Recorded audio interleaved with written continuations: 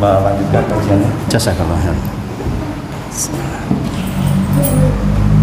Assalamualaikum warahmatullahi wabarakatuh. Alhamdulillahi haqqa hamdi nahmaduhu wa nasta'inuhu wa nastaghfiruh wa na'udzu billahi min syururi anfusina min sayyiati a'malina may yahdihillahu fala mudilla lahu wa may yudlilhu fala hadiyalah. Asyhadu alla ilaha illallah wa asyhadu anna Muhammadan abduhu wa rasuluh. Allahumma sholli ala Muhammad wa ala ali Muhammad. Subhanaka la ilma lana illa ma 'allamtana innaka antal alimul hakim. Rabbi shrah li sadri wa yassir li amri wahlul 'uqdatam min lisani yafqahu qawli, amma ba'd. Ingkang sepindah bahwa kita bersyukur kepada Allah atas seluruh nikmat yang Allah titipkan kepada kita, dan kita memohon kepada Allah sungguh-sungguh ikhlas dari hati yang paling dalam, meminta agar nikmat yang Allah titipkan kepada kita menjadi wasilah agar kita semakin bertakwa kepada Allah Subhanahu wa taala, dan agar kita semakin taat kepada Allah Subhanahu wa taala. Sekali lagi salawat dan salam kita sampaikan kepada junjungan kita Nabi Agung Muhammad sallallahu alaihi wasallam. Kita juga memohon kepada Allah agar termasuk umatnya yang selalu di atas sunnah Nabi Muhammad sallallahu alaihi wasallam sampai kita dipanggil oleh Allah meninggal dunia dengan husnul khotimah, insyaallah. Insyaallah kita melanjutkan kajian kita di pertemuan yang kedua, insyaallah. Jadi yang baru bergabung, insyaallah ini masih awal-awal, tidak ketinggalan, insyaallah. Adapun pada malam hari ini saya akan membahas hal yang sudah menjadi kebiasaan Bapak Ibu sedaya, nggih menika memanfaatkan waktu antara adzan dan iqamah. Jadi ngalak biasa nggih, mendengar adzan, sunnahnya menjawabnya Allahu Akbar, Allahu Akbar, maka kita jawab Allahu Akbar, Allahu Akbar, walaupun jenengan masih di rumah. Walaupun jenengan masih di rumah, kalau jenengan dengar suara adzan kok muadzin mengucapkan Allahu Akbar, Allahu Akbar, kita jawab Allahu Akbar, Allahu Akbar. Nggih, sambil jenengan siap-siap menuju ke masjid sampai selesai adzan dijawab. Segera setelah selesai adzan, sunnahnya bagi yang adzan langsung membaca doa setelah adzan, Allahumma rabb hadhihi da'wati tammah dan seterusnya. Bagi yang mendengar, maka jenengan setelah selesai la ilaha illallah, jenengan mengucapkan la ilaha illallah, jenengan bersolawat. Nggih. Hadisnya marfu sampai ke Rasulullah, sahih derajatnya. Jenengan mengucapkan solawat Allahumma sholli ala sayyidina Muhammad, Allahumma sholli ala Muhammad wa ala ali Muhammad. Kemudian jenengan berdoa Allahumma rabb hadhihi da'wati tammah dan seterusnya. Maka tugas panjenengan yang belum hafal dihafalkan doa setelah adzan. Nggih. Dihafalkan doa setelah adzan. Kemudian Rasulullah ngendika nggih, ad-du'a, doa nggih, la yuraddu nggih. Ad-du'a, doa la yuraddu, tidak tertolak. Jadi siapapun yang berdoa pada waktu itu mboten ditolak doane, mesti ditampi ning Gusti Allah, nggih. La yuraddu baina adani wal iqamah, antara adzan dan iqamah. Jadi semua doa antara adzan dan iqamah niku ditampi kali Allah Subhanahu wa taala. Jenengan berdoa apapun diterima oleh Allah. Maka Rasulullah perintahnya fad'u, berdoalah. Nggih. Sepindah malih, ad-du'a la yuraddu, doa tidak ditolak, baina adani wal iqamah, antara adzan dan iqamah. Berarti waktu antara adzan dan iqamah itu waktu yang sangat penting, sangat penting. Sebab semua doa di waktu itu tidak tertolak. Makanya sebaiknya yang adzan, yang iqamah memperhatikan. Kalau di sini kan jamaah aktif terlihat nggih. Siapa-siapanya kan terlihat nggih. Wong tidak banyak nggih. Jamaah itu di mana-mana tidak banyak. Jenengan termasuk beruntung. Saged tumut jamaah, Masya Allah. Niku hidayah dari Allah. Enggak semua orang diparingi hidayah seperti panjenengan. Saged tindak ke masjid, saged sholat itu masya Allah harus disyukuri. Nggih. Kalau panjenengan melihat ada beberapa jamaah aktif yang belum datang, jangan pakai patokan niki. Nggih. Jangan pakai patokan titit langsung komat, jangan. Tunggu dulu beberapa saat sampai jamaah-jamaah aktif itu datang. Sebab nopo? Sebab waktu antara azan dan iqamah itu waktu yang sangat berharga. Waktu yang sangat berharga. Ini saya peringatkan karena di banyak masjid ada sebagian yang terlalu cepat, 11 menit, kemudian ada yang belum datang, kemudian ditinggal, itu kasihan. Karena bagi yang adzan pun keuntungan sambil nunggu itu waktu yang semua doa tidak tertolak. Nah, Bapak Ibu sedaya, lantas sebaik-baik doa nggih menika doa yang dipandu oleh Nabi Muhammad sallallahu alaihi wasallam. Bahasa hadisnya marfu. Marfu itu kalimat yang diucapkan sampai ke Rasulullah. Rasulullah enggak ngendika. Apa redaksi doa antara adzan dan iqamah? Jazakallahu khair. Yang disarankan oleh Nabi Muhammad sallallahu alaihi wasallam, ini doanya pendek, Bapak Ibu, nggih. Mboten abot, jenengan eling-eling, jenengan hafalkan. Nggih. Yaitu Allahumma ya Allah, ini sesungguhnya aku as'aluka meminta kepadamu afiyata, meminta afiah fi dunya wal akhirah, di dunia dan di akhirat. Itu doanya. Inilah doa yang marfu, dipandu langsung oleh Rasulullah antara azan dan iqamah.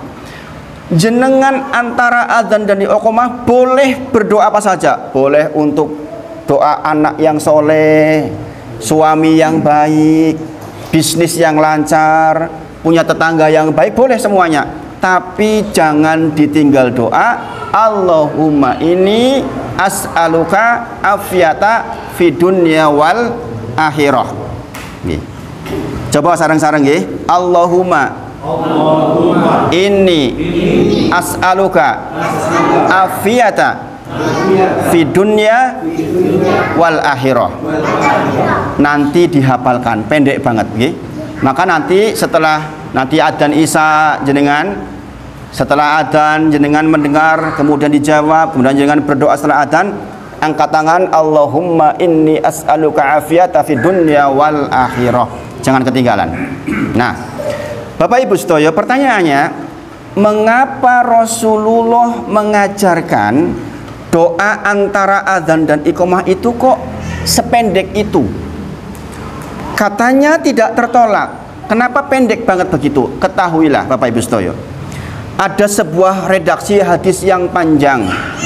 Ini jenengan bisa googling di internet nggih, tentang redaksi doa terkait dengan afiyah. Nopo toh artinya afiyah itu kok sampai-sampai dimintakan di waktu yang semua doa tidak tertolak? Sebenarnya sudah pernah saya singgung ketika Jumatan di sini. Saya ulang hari ini, mudah-mudahan jenengan bisa mengamalkan ilmunya. Ini berlaku untuk siapa saja. Diperhatikan betul, mudah-mudahan bisa bermanfaat. Afiyah sudah diserap dalam bahasa Indonesia nggih, sehat wal afiat. Artinya apa niku? Sehat banget nggih. Sehat dan terhindar dari keburukan-keburukan. Itu maksudnya itu. Dalam bahasa Indonesia pun tinggi niku. Sehat wal afiat. Gitu nek yang ceramah niku mugi-mugi kita angsal kesehatan, sehat wal afiat. Nggih. Nah, dalam bahasa Arab Bapak Ibu sedaya, nggih, afiyah niku mengandung 10 pengertian. Masya Allah. Hanya dengan mengucapkan afiyah berarti dengan meminta 10 kebaikan. Masya Allah. Inilah hebatnya Nabi Muhammad Sallallahu alaihi wasallam, yang kalimat-kalimatnya itu sedikit tapi maknanya banyak banget. Masya Allah. Coba kalau jenengan harus menghafal 10-10-nya, ini kan berat. Cukup menghafalkan Allahumma inni as'aluka afiyah fid dunya wal akhirah, berarti jenengan meminta 10 kebaikan. 5 kebaikan dunia, 5 kebaikan akhirat. Sekarang pindah balik. 5 kebaikan dunia, 5 kebaikan akhirat. Ingkang sepindah, ketika panjenengan mengucapkan Allahumma ya Allah, ini sesungguhnya aku as'aluka, meminta kepadamu afiyah fi dunya wal akhirah, artinya jenengan sedang meminta kemudahan di dalam ilmu. Jenengan sedang meminta kepada Allah untuk dimudahkan mendapatkan ilmu. Pada pertemuan pertama sudah dibahas, apa toh keuntungannya kita berilmu. Sudah saya bahas panjang kali lebar, sudah saya rekam, rekamannya sudah saya bagi ke Mas Kusno juga, mudah-mudahan dibagi ke yang lain. Jadi kalau yang belum sempat mendengar, dengarkan di rekaman itu supaya paham. Saya singgung sedikit,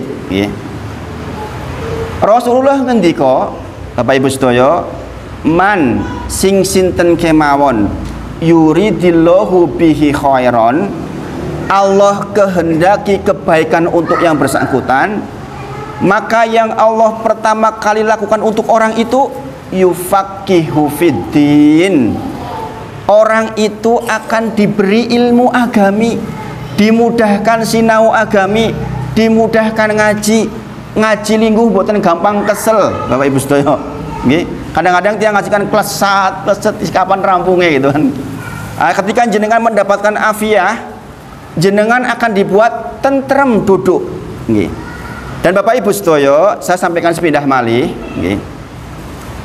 satu-satunya ibadah yang tidak mensyaratkan syarat-syarat yang berat, rukun-rukun yang berat, tetap pahalanya full, hanya ngaji seperti ini. Jenengan sholat kedah leres salat lan rukunipun, gini apa nggih? Kudu wudu, berdirinya harus betul, takbiratul ihram harus betul, maos al-fatihah kedah leres, maos suratan, ruku, sujud dan sebagainya harus betul sesuai dengan aturan. Baru jenengan mendapatkan pahala ingkang penuh. Tapi tidak dengan bermajelis seperti ini. Asal jenengan duduk mendengarkan, walaupun tidak paham, tetap pahalanya full. Aniku, bayangkan. Bahkan Al-Imam Hasan Al-Basri rahimahullah ta'ala, ini berarti asar dari sahabat, asar dari tabi'in, mengatakan sing sinten kemawon duduk seperti ini koyo-koyoto salat wengi 1000 rakaat. Bayangin, jenengan kiat mboten ngadeg 1000 rakaat. Aja meneh 1000 Mas, 11 wis nglayar-nglayar. Nggih. Jenengan duduk seperti ini mendengarkan ngaji itu koyo-koyoto jenengan sedang salat 1000 rakaat. Pendapat dari Imam Hasan Al-Basri rahimahullah ta'ala, tabi'in. Masya Allah. Maka beruntung, nggih. Maka sepindah malih ketika jenengan meminta Allahumma ini as'aluka afiyata fid dunya wal akhirah, berarti panjenengan sedang minta dimudahkan oleh Allah mendapatkan ilmu. Bapak Ibu sedaya, sebagaimana saya sampaikan sebelumnya, saya tuh ngajar di banyak masjid, Bapak Ibu sedaya. Mengapa di sini dilaksanakan? Saya ngobrol dengan Pak Joko, Mas Kusno, Mas Nur. Saya ke kota lewat sini, bolak-balik setiap subuh saya lewat sini, ngajar di Sorosutan, ngajar di Gunung Sempu, ngajar di Taman Tirto. Kadang-kadang suka nelongso. Masjid yang sering saya lewati malah kok kelewat boten sinau, kok eman-eman temen gitu. Makanya saya diskusi dengan beliau-beliau ini, Masya Allah. Meskipun baru sedikit yang ikut seperti ini, jangan patah semangat, karena ngaji itu bukan jumlah orangnya. Saya sampaikan kepada Pak Joko, Mas Kusno, ayo semangat. Sering saya ajak beliau pengen ngajak, yuk lihat perbandingan di masjid lain. Saya katakan, eman banget, masjid keliwatan kok nganti mboten angsal kajian. Maka mudah-mudahan ini dirahmati oleh Allah, insya Allah. Nah, Bapak Ibu sedaya, jadi pindah malih ketika jenengan berdoa Allahumma inni as'aluka afiyata, berarti jenengan sedang meminta angsal ilmu gampil, delalayo ketemu guru sing sabar, kemudian jenengan juga sabar duduk, Masya Allah.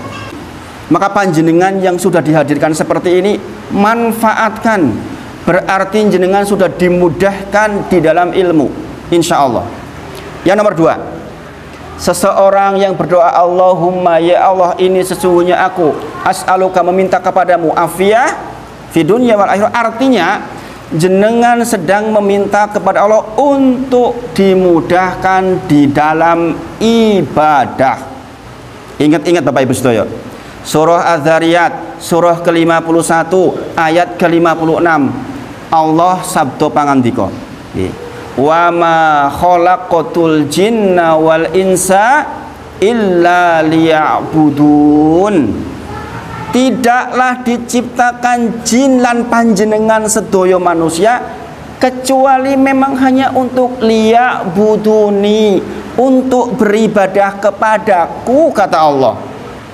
Jadi panjenengan diciptakan di dunia ini bukan untuk yang lain-lain Bapak Ibu sedaya, diciptakan dalam rangka untuk beribadah.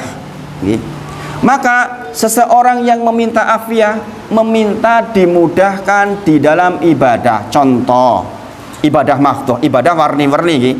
Di antara ibadah mahdoh, sholat di masjid. Laki-laki itu wajib menurut 3 mazhab. Hanya mazhab Syafi'i yang mustahab. Mazhab Hanafi, mazhab Maliki, mazhab Hambali mengatakan laki-laki sholat fardu wajib di masjid. Salah satu muadzinnya Rasulullah yang buta, siapa itu? Abdullah bin Umi Maktum. Beliau mengatakan, ya Rasulullah, adakah keringanan untuk saya untuk tidak sholat di masjid karena saya matanya buta, rumah saya dengan masjid agak jauh, antara masjid dan rumah saya masih ada binatang buas. Kemudian Rasulullah mengatakan, na'am, ya. Begitu Abdullah bin Umi Maktum jalan, dipanggil, ta'al, sini, tak beritahu, tidak ada keringanan buatmu, tetap sholat di masjid. Bayangin Bapak Ibu sedaya, yang tanya orangnya buta, jarak rumahnya jauh, nggak punya motor, kayak jenengan nggak punya motor, masih ada binatang buas, tidak ada keringanan, tetap sholat di masjid untuk laki-laki. Lah kok kebangetan banget zaman sekarang, masjidnya cerak, duwe payung, duwe motor, diundang adzan kok nggak tindak teng masjid. Ruginya luar biasa, ruginya luar biasa. Maka ibu-ibu nih kalau masih punya suami, kok belum ke masjid suaminya, dibilangi, diberitahu, Pak, teng masjid Pak, apa Bu, masjid perintah-perintah aku barang, sabar. Jenengan sanjang lagi sampai Allah izinkan. Jenengan berdoa malam hari, ya Allah, mohon padamu supados garwa kula purun teng masjid, rajin teng masjid. Jenengan berdoa minta kepada Allah, jangan putus asa. Punya anak laki-laki sudah dewasa, berdoa supaya mau ke masjid, menjadi penghuni masjid insya Allah. Jadi sepindah malih dimudahkan di dalam ibadah. Delalain jenengan bangun dalu, wungun dalu jenengan gampil, ambil air wudu, sholat, zikir pagi, zikir petang, sholat duha, mudah di dalam berbagi, niku dimudahkan di dalam ibadah Bapak Ibu sedaya. Itu terkandung di dalam kalimat afiyah, yang itu adalah tujuan hidup kita. Bapak Ibu sedaya, ketika saya membacakan surah Az-Zariyat surah ke-51 56 itu, banyak Bapak Ibu sedaya orang yang mengatakan gini, lah aku kini nembe sadar loh Ustadz, kalau ternyata tujuan hidup itu untuk ibadah. Saya pikir itu untuk kerja, ngopeni istri, ngopeni anak, itu juga bisa bernilai ibadah jikalau karena Allah. Tiang kalau semuanya karena Allah itu dados kepenak meripe. Karena kita nggak butuh pujian orang, nggak butuh penilaian orang, semuanya lillahi ta'ala. Itu arti ibadah. Jadi ibadah itu kalau diartikan Bapak Ibu sedaya, para ulama menyebutkan, apa to ibadah? Ibadah adalah ismun jami'un likulli ma yuhibbullahu wa yardah. Nopo-nopo ingkang Allah cinta dan Allah ridho, baik perkataan maupun perbuatan. Ini ku ibadah. Terus kalau jenengan berbicara sama suami, kinten-kinten saya mikir, kira-kira ini kata-katanya Allah cinta enggak ya? Jenengan ke tetangga ngobrol, kira-kira obrolannya Allah cinta enggak ini? Jenengan berbuat sesuatu kinten-kinten diukur. Iki perbuatan iki Allah cinta dan ridho mboten nggih? Kados niku ibadah. Nggih. Dan kalau orang sudah seperti itu tentrem hidupnya insyaallah. Nggih. Yang ketiga, Allahumma ya Allah, ini saya as'aluka, meminta kepadamu afiyah. Maksudnya adalah meminta dimudahkan mendapatkan rizki yang halal dan barokah. Ada orang punya uang 1 miliar, ada orang punya uang 1 miliar, yang satunya masuk ke surga yang paling tinggi, satunya masuk ke neraka jahanam. Sama-sama diberi rezeki 1 miliar. Mengapa begitu? Soal menggunakannya Bapak Ibu Sedoyo. Maka belajar tentang ilmu itu penting, karena wong sugih ya butuh sinau, pejabat ya butuh sinau, orang miskin butuh sinau, orang kecil butuh sinau, orang besar butuh sinau. Masing-masing harus dengan ilmu. Kalau dalam bahasa hadis, babul ilmu qoblal qawli wal amal. Bab tentang ilmu sakderenge panjenengan kondo, sakderenge jenengan berucap. Contoh, jenengan badhe salat, butuh ilmu tentang salat agar salatnya benar.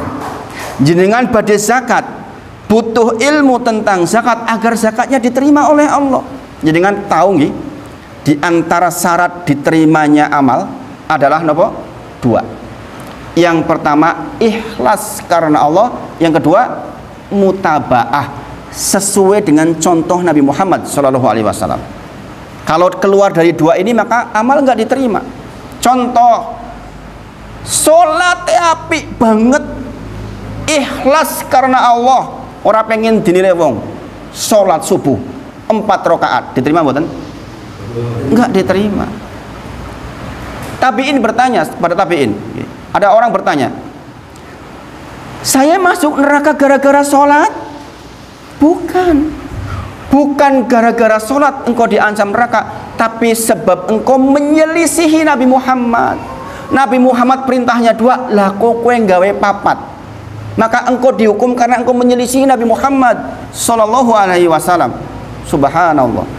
Jadi ibadah itu bukan hanya masalah semangat tok, kedah berilmu sebelum beribadah. Allahu Akbar, takbiratul ihram. Sudah pernah saya singgung. Apa arti ihram? Ihram artinya mengharamkan. Maksudnya pripun? Ketika Allahu Akbar berarti pun haram sing waune mboten haram. Contoh, sadurunge salat jenengan angsal ngobrol. Di dalam salat ngobrol angsal mboten? Sudah haram, enggak boleh. Sebelum sholat jenengan boleh lihat ke atas, oh masjidnya apik banget yo. Ketika sholat boleh nggak? Allahu Akbar, masjidnya apik banget. Angsal mboten? Haram. Maka takbiratul ihram artinya takbir yang mengharamkan. Sakderenge sholat jenengan angsal dahar. Ketika sholat mboten angsal. Bahkan jenengan punya selilit.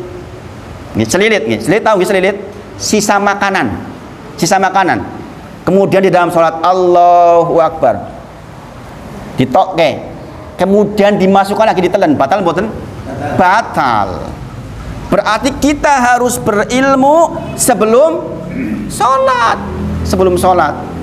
Demikian rizki yang halal. Jenengan meminta rizki yang halal berarti jenengan sedang meminta petunjuk dari Allah. Setiap rizki yang kita punyai menjadi jalan barokah. Telah berlalu masa contoh-contoh orang-orang yang justru ciloko goro-goro banyaknya harta. Contohnya siapa? Korun. Ada nggak di sini yang memberi nama anaknya? Anaknya jenenge sapa Bu? Korun. Enten mboten? Ketok-ketok ogah dijenengi Korun. Padahal Korun itu sugih banget. Ngene apa nggih? Tetapi dia menjadi contoh keburukan orang yang diberi nikmat banyak tapi gagal. Ketika ditanya, wahai Korun, dari mana tuh uang banyakmu, rezeki banyakmu? Dia mengatakan, innama utituhu ala ilmin indi. Sesungguhnya hartaku yang banyak itu karena pintar-pintarnya saya berekonomi, karena saya punya ilmu. Kalau zaman sekarang, sebab saya S2, sebab saya S3, sebab saya profesor. Siapa bilang? Tetangga saya tuh di Cilacap ada gak lulus SD sugih banget. Sebab apa? Dua toko bangunan. Toko bangunannya laris, buatan lulus SD. Jadi bukan ukuran. Jumlah rezeki tidak berukuran dengan pinter nopo mboten. Maka kemudian ditenggelamkanlah yang namanya korun. Maka ada istilah harta korun. Padahal yang Mesir menika nggih, harta korun meretakan kene kok dikondoni harta korun. Saking terkenale tiang sugining ciloko harta korun. Korun nggih, naudzubillah. Zaman sekarang juga banyak Bapak Ibu sedaya. Orang kadang-kadang kalau punya jabatan tinggi nggak mau belajar. Alah ngopo? Sinau bermagrib tekan isa, wegah aku wis pinter, aku S loro kok. Aku S2, S tuntung, masya Allah. Bapak Ibu saya sekedar cerita nggih, jamaah saya itu banyak yang secara strata pendidikan S2, S3. Mereka mengatakan apa? Saya malu, ilmu dunia saya itu banyak, tapi ilmu akhirat nol. Buktinya apa ya? Suruh baca Al-Fatihah aja keliru. Sebagaimana saya pernah ceritakan, baca iyyaka na'budu wa iyyaka nasta'in. Keliru apa keliru niku? Keliru. Harusnya apa? Iyyaka na'budu wa iyyaka nasta'in. Kehilangan ya satu di situ namanya lahan besar. Cara madzhab Syafi'i niku batal salat niku. Cara madzhab Syafi'i batal salat niku. Orang sinau SD 6 tahun, SMP 3 tahun, SMA 3 tahun, kuliah 5 tahun, pinten tahun niku hanya untuk ilmu dunia. Kon moco Al-Fatihah iji keliru, kon sinau ora gelem. Niku pripun? Itulah kerugian yang sangat besar. Maka sekali lagi kita minta afiah, kita minta rezeki yang halal agar rezeki itu menjadi jalan kebaikan buat banyak sekali orang. Rezeki hanya titipan Bapak Ibu sedaya. Dan kita bersabar ketika Allah tarik rezeki kita. Sebagian orang mengatakan bahwa ketika rezekinya naik dimuliakan, ketika rezekinya turun dihinakan. Allah mengatakan kala, tidak demikian. Tidak demikian. Karena masing-masingnya punya peran masing-masing.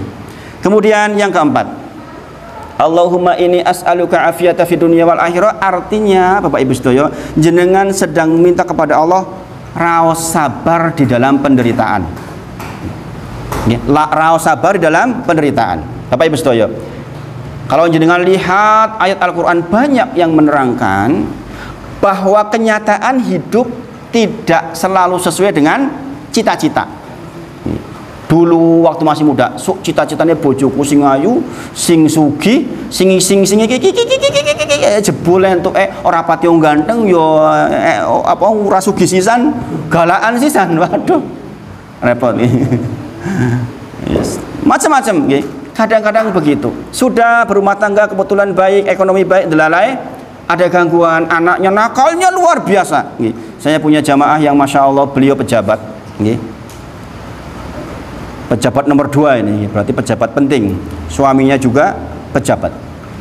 Anaknya 2. Beliau mengatakan, aduh Ustadz, saya itu ekonomi nggak kurang-kurang, tapi hati ini tiap hari keiris-iris. Sebab napa anak galak ora karuan wong tua. Oleh bentak-bentak, oleh gawe rekoso luar biasa. Bersabar kepada Allah.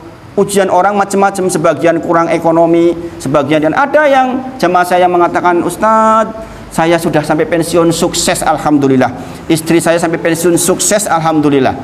Tapi saya masih punya PR satu, anak saya putri sudah 40 tahun belum menikah. Saya pikiran terus, Ustadz, bagaimana nasib dia nanti kalau saya mati belum punya suami. Tuh, ujian macam-macam, macam-macam. Karena sekali lagi memang sampai kepada kita bahwa kadang-kadang Allah berkehendak untuk membersihkan diri kita dengan mengkafarah. Ingat Bapak Ibu sedaya, satu-satunya dosa yang enggak diampuni itu hanya syirik.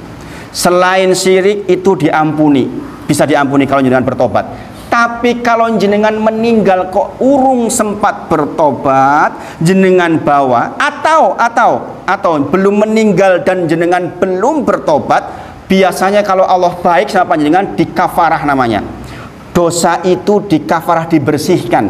Misalnya dengan sakit, dengan ekonomi sulit, kalau di kuburan dengan siksa kubur. Kalau sudah mati berarti nyemplung teng neraka rin, naudzubillah. Maka pastikan jenengan harus sudah istighfar banyak sebelum meninggal, supados boten dikafarah, atau memang setiap hari beristighfar supados dosa hari ini dihapus hari ini, dosa jam ini dihapus jam ini. Istighfar yang banyak. Astagfirullah wa atubu ilaih, astagfirullah wa atubu ilaih. Banyak istighfar nanti akan memudahkan kita sabar di dalam penderitaan. Innallaha ma'as sabirin. Sesungguhnya Allah itu bersama orang-orang ingkang sabar. Ya, kadang-kadang kita mungkin di masa lalu pernah tinggal sholat, sholatnya terlambat dulu. Maka dikafarah oleh Allah sekarang dengan sakit lah, anak rewel lah, mobil jeblok lah, motor jeblok, macam-macam. Untung kalau dibalas di dunia, alhamdulillah. Kemudian Allahumma inni as'aluka afiyata fid dunya wal akhirah, artinya jenengan sedang minta kepada Allah untuk menjadi orang yang pintar bersyukur. Ini penting, ini penting. Izin minum. Bismillah.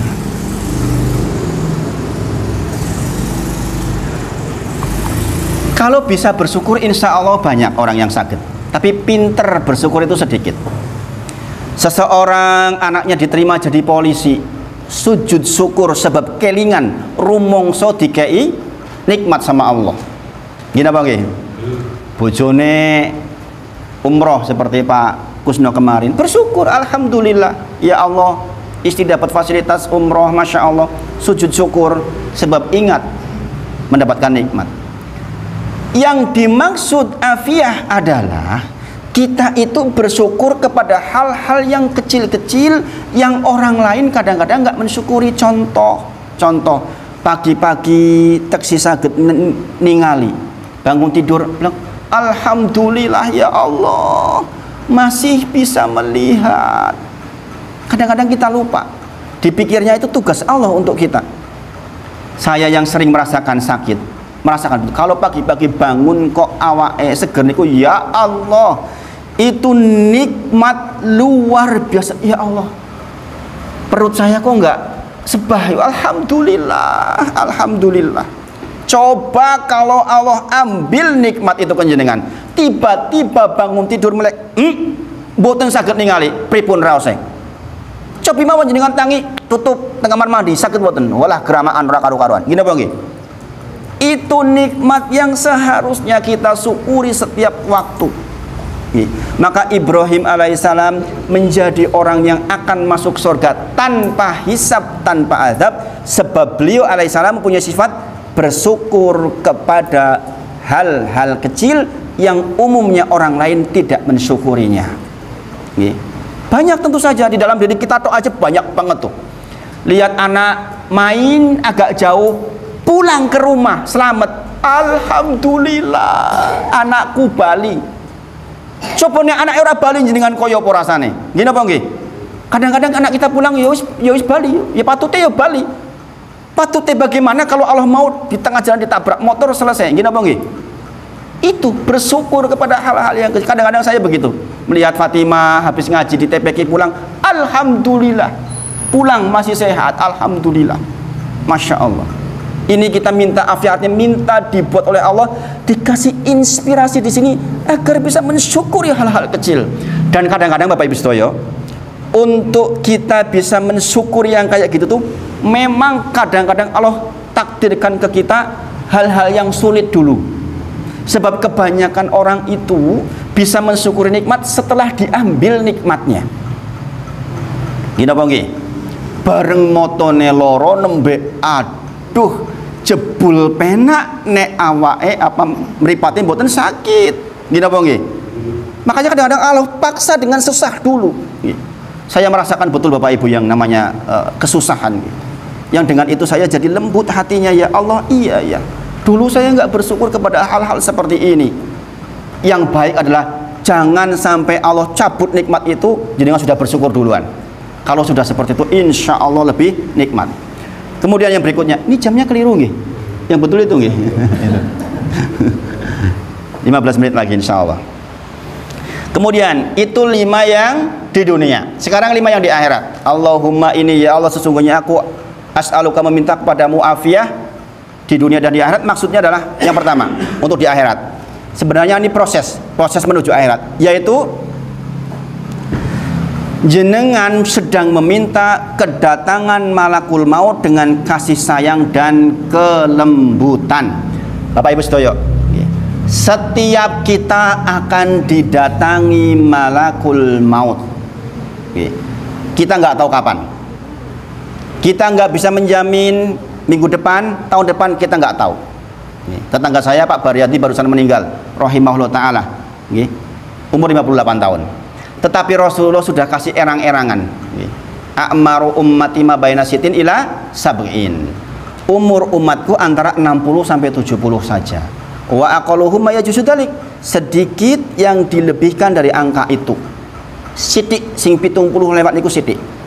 Kadang ada tapi pun kurang sehat, nggih. Tekan 80 tahun, 90 tahun ada, tapi biasanya sudah kurang sehat. Jenengan kalau sekarang di atas 70 tahun sehat, alhamdulillah bonus. Nabi kita 61 tahun kalau dihitung Masehi. Cara Hijriah 63 tahun. Berarti umat ini kalaupun jenengan tidak tahu kapan meninggal, kira-kira antara swidak tekan 70. Berarti kalau kita sudah 50 tahun sekarang, kira-kira ya 10 sampai 20 tahun lagi yo sudah nggak di dunia lagi. Maka Rasulullah berdoa, wal hayata ziyadatan li fi kulli khair. Kalau saya masih dikasih umur, ya Allah, jadikan sisa umur saya ziyadah, tambahan kebaikan.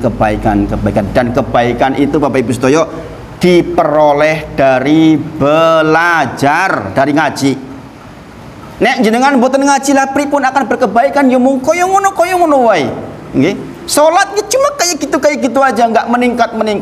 Ditakoni artinya subhana rabbiyal a'la wa bihamdi, ora ngerti. Sudah umur 50 tahun. Padahal di antara cara mendapatkan sholat ingkang khusyuk nggih menika ngertos nopo ingkang diucapaken. Allahu Akbar, Allah Maha Besar. Sami Allahu liman hamidah, Allah mendengar kepada hambanya yang memujinya. Subhana rabbiyal a'la, maha suci engkau ya Allah, engkau lah yang maha tinggi. Wa bihamdi, saya memujimu. Jenengan sujud kraos, saya rendah Allah tinggi. Itu seperti itu. Kalau nggak ngaji ya terus gimana akan tahu seperti ini? Gini apa nggih? Maka sepindah malih, orang-orang yang seperti ini akan didatangi malakul maut dengan kondisi yang lemah lembut. Adalah kerugian besar kalau orang nanti didatangi malakul mautnya ngamuk-ngamuk. Maka ada istilah husnul khotimah sama su'ul khotimah. Kalau yang datang lembut, jenengan mengucapkan la ilaha illallah, mudah. Man kana akhiru kalamihi la ilaha illallah dakhalal jannah. Sing sinten kemawon akhir kalamnya la ilaha illallah akan masuk surganya Allah Subhanahu wa taala. Tapi mengucapkan la ilaha illallah pada waktu itu tuh nggak gampang. Butuh proses panjang untuk jenengan bisa mengucapkan itu. Di antaranya adalah kebiasaan baik. Okay. Maka sepindah malih, Allahumma inni as'aluka afiyata fid dunya wal akhirah. Artinya kita minta, ya Allah tolong nanti kalau saya menjelang sakaratul maut yang datang ke saya malakul mautnya nggak galak. Itu artinya. Okay. Yang berikutnya yang kedua, untuk urusan akhirat. Jenengan minta afiyah berarti jenengan sedang minta tidak dikagetkan oleh malaikat mungkar dan nakir. Segera setelah jenengan dikuburkan, yang menguburkan pulang langkah terakhir, kemudian jenengan didudukkan oleh mungkar dan nakir, ditakoni. Inilah pertanyaan yang akan membuat jenengan susah nopo seneng. Nek jenengan saged jawab berarti seneng, nek boten saged jawab susah. Inilah fitnah. Fitnah niku ujian nggih. Fitnah itu bahasa Arab, artinya bahasa Indonesia ujian.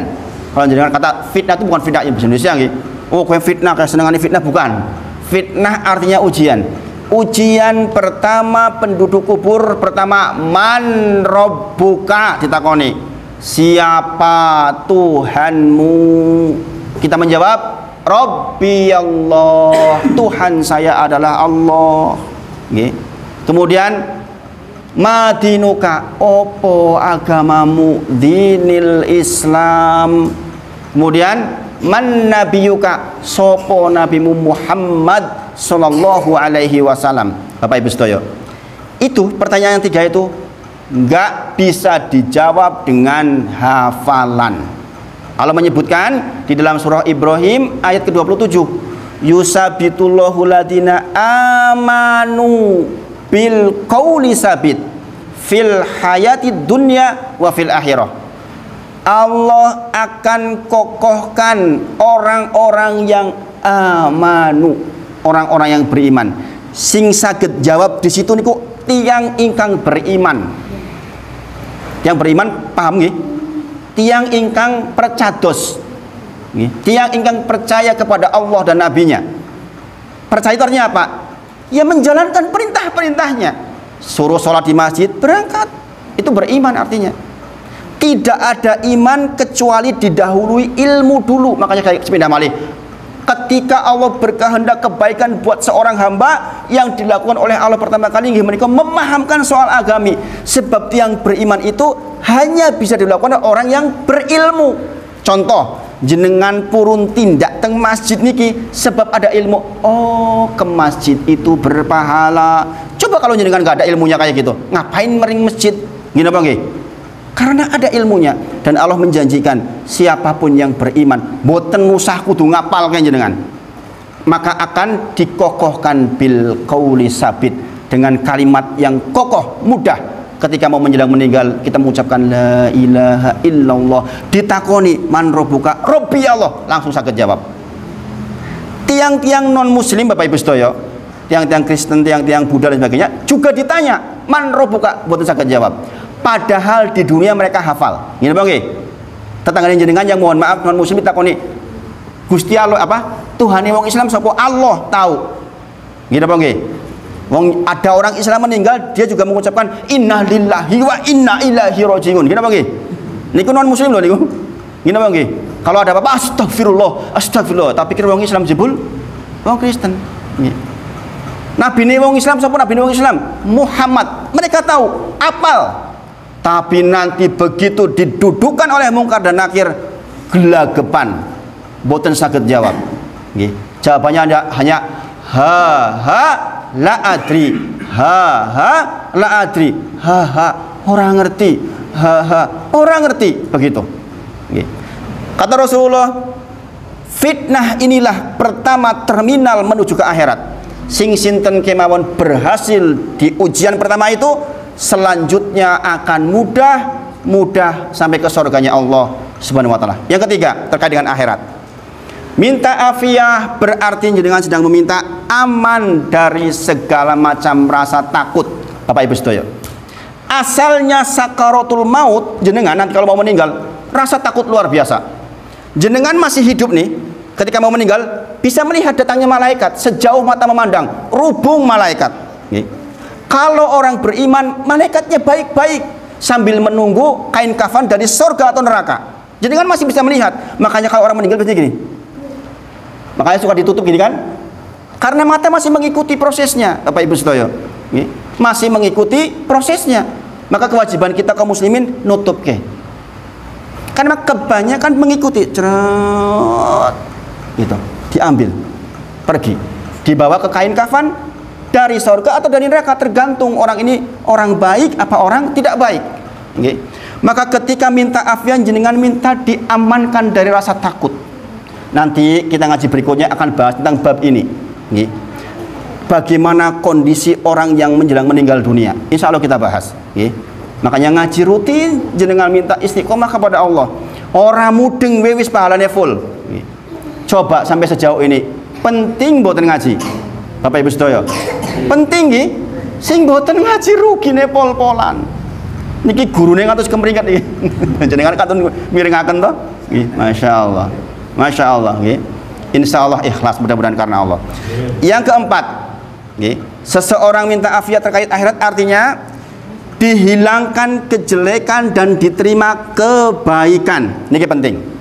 Jadi nggak nek tumput doanya Pak kaum. Niku lak kasus niku toh. Minta takobal minta diterima seluruh kebaikan, dibuang kejelekannya. Itu yang penting buat kita Bapak Ibu sedaya. Kalau jenengan diterima seluruh kebaikan, sholatnya diterima, sholat dua diterima, jenengan berbuat dengan suami diterima, semuanya diterima, itu udah untung. Jelek-jeleknya ditutup oleh Allah. Maka besok ketika dihisab, ada orang yang hisabnya mendapatkan dari sebelah kanan, kitabnya diberikan, nih kitabmu dari tangan kanan, berarti dia akan mendapatkan hisab yasiro. Yasir itu gampang. Mboten kabeh perbuatan jenengan dinilai oleh Gusti Allah. Mungkin jenengan pernah berbuat elek, mboten ditakoni oleh Gusti Allah, sebagian seperti itu. Tetapi bagi yang menerima kitab dari sebelah kiri atau dari belakang, dia akan dimunakosah namanya. Ujiannya tuh detil. Wendek ben pernah ngomongi kayak to nggone jenengan, ben jenengan pernah ngapus itu, jenengan pernah bersih itu, semuanya ditanyakan oleh Allah. Naudzubillah. Naudzubillah. Ketika jenengan minta afiah kepada Allah, minta hisaban yasiro. Minta kepada Allah, sedang minta, ya Allah dimudahkan di dalam urusan itu, diterima kebaikan, dihilangkan seluruh kejelekan. Masya Allah. Yang kelima, seseorang yang minta afiah terkait akhirat artinya sedang meminta kepada Allah agar ketika melewati jembatan Sirat kita melakukannya secepat kilat. Bapak Ibu sedaya, kita tahu nggih, ada orang yang melewati Sirat dengan merangkak, ada yang seperti naik kuda, kalau sekarang ada yang seperti naik motor, ada yang seperti naik mobil, kira-kira begitulah nggih. Ada yang lambat banget, ada yang baru masuk ke Sirat udah dicawel sama neraka jahanam, jatuh dia. Tetapi ada yang secepat kilat. Kita minta Allahumma inni as'aluka afiyata fid dunya wal akhirah, artinya kita sedang meminta kepada Allah untuk menjadi orang yang nanti ketika melewati Sirat secepat kilat. Masya Allah. Bayangkan Bapak Ibu sedaya, antara adzan dan iqamah Rasulullah pandukan Allahumma inni as'aluka afiyata fid dunya wal akhirah, artinya kita minta 10-10-nya ini. Coba nek jenengan antara adzan dan iqamah minta 10-10-nya kan susah. Gini apa nggih? Maka mintalah kepada Allah afiah antara adzan dan iqamah yang artinya seperti ini. Masya Allah. Dan Rasulullah mengendika, doa antara adzan dan iqamah la yuraddu, tidak tertolak. Fad'u, kata Rasulullah, maka berdoalah. Nah itu yang kita bahas hari ini, sore ini, mudah-mudahan bermanfaat. Masih ada waktu sisa 2 menit. Kalau ada pertanyaan monggo ditanyakan. Bismillah.